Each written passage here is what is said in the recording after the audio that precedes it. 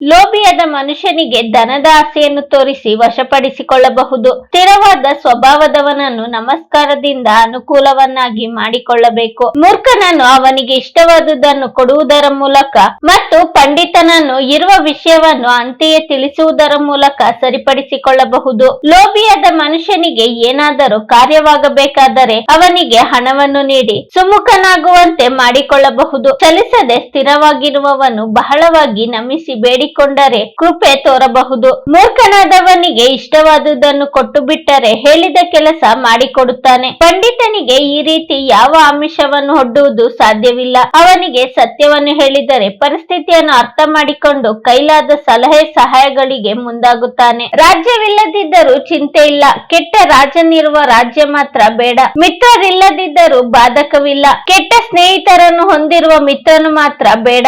ಶಿಷ್ಯರಿಲ್ಲದಿದ್ದರೂ ಚಿಂತೆ ಇಲ್ಲ, ಆದರೆ ಕೆಟ್ಟ ಶಿಷ್ಯರಿಗೆ ಶಿಷ್ಯನಾದವನನ್ನು ಮಾತ್ರ ಶಿಷ್ಯನಾಗಿ ಸ್ವೀಕರಿಸಬಾರದು. ಹೆಂಡತಿ ಇಲ್ಲದಿದ್ದರೂ ಕೆಟ್ಟ ಪತ್ನಿಯನ್ನು ಪಡೆಯುವುದಕ್ಕಿಂತ ಉತ್ತಮ. Nothing is better than nonsense ಎಂಬ ಇಂಗ್ಲಿಷ್ ಗಾದೆಯ ಭಾವವನ್ನು ಇದರಲ್ಲಿ ಹೇಳಲಾಗಿದೆ. ಕೆಟ್ಟ ರಾಜನು ಇರುವ ದೇಶದಲ್ಲಿ ಇರುವುದಕ್ಕಿಂತ ರಾಜ್ಯವೇ ಬೇಡವೆಂದು ಅವನ ಸಹವಾಸವನ್ನು ತೊರೆಯುವುದು ಉತ್ತಮ.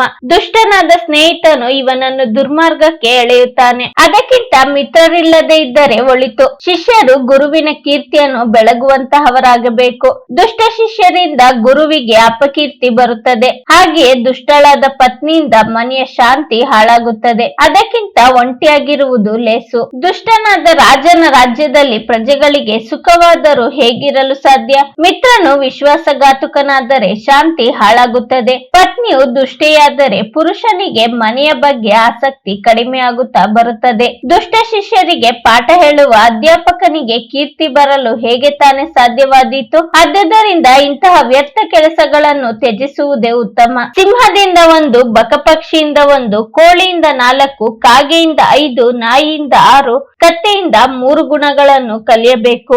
ಯಾವ ಮನುಷ್ಯನು ಸಣ್ಣ ಕೆಲಸವನ್ನೇ ಆಗಲಿ ದೊಡ್ಡ ಕೆಲಸವನ್ನೇ ಆಗಲಿ ಮೊದಲು ಇಷ್ಟಪಟ್ಟರೆ ಆ ಕೆಲಸವನ್ನು ಸಿಂಹದಂತೆ ಪೂರ್ಣ ಪ್ರಯತ್ನದಿಂದ ಮಾಡಬೇಕು. ಇದು ಸಿಂಹದಿಂದ ಕಲಿಯಬೇಕಾದ ಒಂದು ಗುಣ. ಸಿಂಹವು ತಾನು ಹಿಡಿಯಬೇಕಾದ ಬೇಟೆಯನ್ನು ಅನುಸರಿಸಿ ಅದಕ್ಕೆ ಬೇಕಾದ ಎಲ್ಲಾ ಸಿದ್ಧತೆಯನ್ನು ಮಾಡಿಕೊಂಡು ಕಾರ್ಯಪ್ರವೃತ್ತವಾಗುವುದು. ಮನುಷ್ಯ ಕೂಡ ಹಾಗೆಯೇ ಸಣ್ಣ ಕೆಲಸವೆಂದು ಉದಾಸೀನ ಮಾಡದೆ ಪೂರ್ಣ ಸಿದ್ಧತೆಯಿಂದ ಕೆಲಸ ಮಾಡಿದರೆ ಸಿದ್ಧಿಯಾಗುವುದು. ಈ ವಿಡಿಯೋ ನಿಮ್ಗೆ ಇಷ್ಟವಾಗಿದ್ದರೆ ಲೈಕ್ ಮಾಡಿ, ಶೇರ್ ಮಾಡಿ. ಇನ್ನು ನಮ್ಮ ಚಾನೆಲ್ಗೆ ಸಬ್ಸ್ಕ್ರೈಬ್ ಆಗಿಲ್ಲ ಅಂದ್ರೆ ಸಬ್ಸ್ಕ್ರೈಬ್ ಮಾಡ್ಕೊಳ್ಳಿ. ಮುಂದೆ ಬರೋ ಎಲ್ಲಾ ವಿಡಿಯೋಗೋಸ್ಕರ ಬೆಲ್ ಬಟನ್ ಕ್ಲಿಕ್ ಮಾಡಿ. ಧನ್ಯವಾದಗಳು.